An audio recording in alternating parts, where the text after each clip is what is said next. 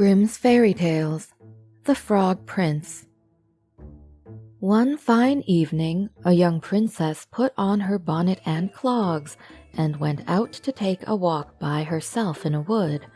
And when she came to a cool spring of water that rose in the midst of it, she sat herself down to rest a while.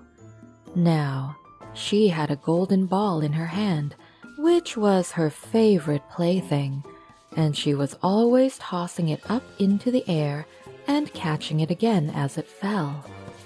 After a time, she threw it up so high that she missed catching it as it fell, and the ball bounded away and rolled along upon the ground till at last it fell down into the spring. The princess looked into the spring after her ball, but it was very deep, so deep that she could not see the bottom of it.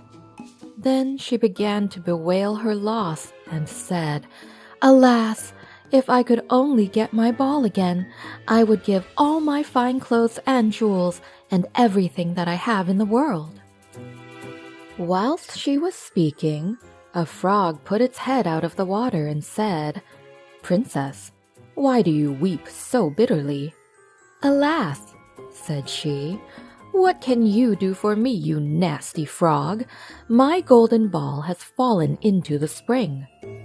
The frog said, "I want not your pearls and jewels and fine clothes, but if you will love me and let me live with you and eat from off your golden plate and sleep upon your bed, I will bring you your ball again." "What nonsense," thought the princess. "This silly frog is talking. He can never even get out of the spring to visit me, though he may be able to get my ball for me, and therefore I will tell him he shall have what he asks." So she said to the frog, "Well, if you bring me my ball, I will do all you ask."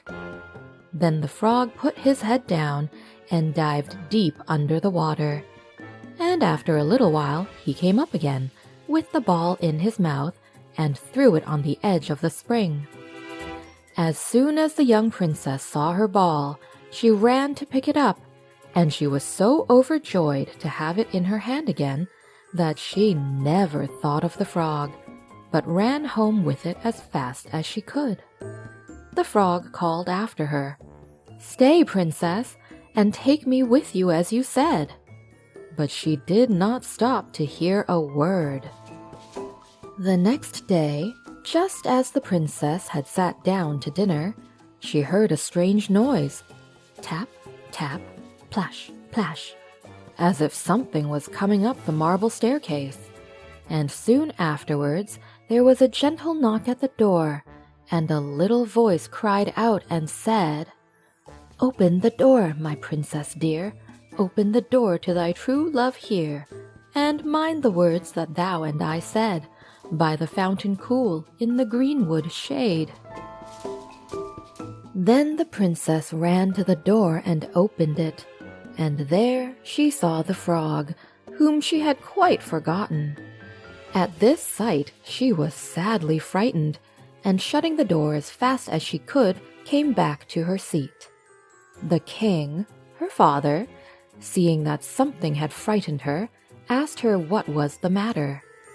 "There is a nasty frog," said she, "at the door, that lifted my ball for me out of the spring this morning. I told him that he should live with me here, thinking that he could never get out of the spring, but there he is at the door, and he wants to come in." While she was speaking, the frog knocked again at the door and said, "Open the door, my princess dear. Open the door to thy true love here, and mind the words that thou and I said, by the fountain cool in the greenwood shade." Then the king said to the young princess, "As you have given your word, you must keep it. So go and let him in."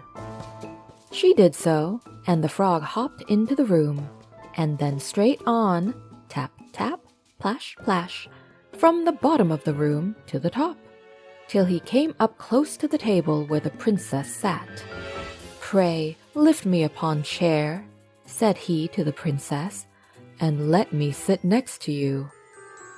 As soon as she had done this, the frog said, "Put your plate nearer to me, that I may eat out of it."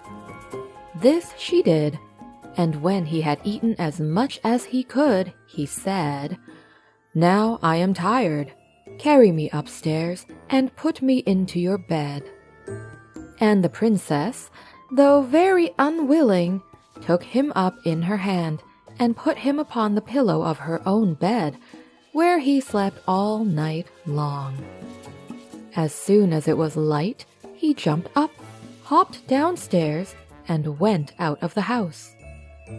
"Now then," thought the princess, "at last he is gone, and I shall be troubled with him no more."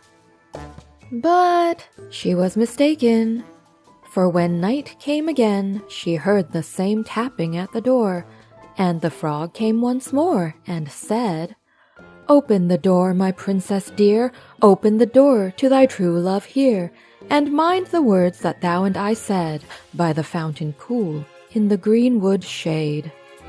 And when the princess opened the door, the frog came in, and slept upon her pillow as before, till the morning broke. And the third night he did the same. But when the princess awoke on the following morning, she was astonished to see, instead of the frog, a handsome prince gazing on her with the most beautiful eyes she had ever seen, and standing at the head of her bed. He told her that he had been enchanted by a spiteful fairy, who had changed him into a frog, and that he had been fated so to abide till some princess should take him out of the spring, and let him eat from her plate and sleep upon her bed for 3 nights. "You," said the prince, "have broken this cruel charm, and now I have nothing to wish for but that you should go with me into my father's kingdom, where I will marry you and love you as long as you live." The young princess, you may be sure, was not long in saying yes to all this, and as they spoke, a gay coach drove up with 8 beautiful horses, decked with plumes of feathers and golden harness, and behind the coach rode the prince's servant, faithful Henrik, who had bewailed the misfortunes of his dear master during his enchantment so long and so bitterly that his heart had well nigh burst. They then took leave of the king and got into the coach with 8 horses, and all set out, full of joy and merriment, for the prince's kingdom, which they reached safely, and there they lived happily a great many years.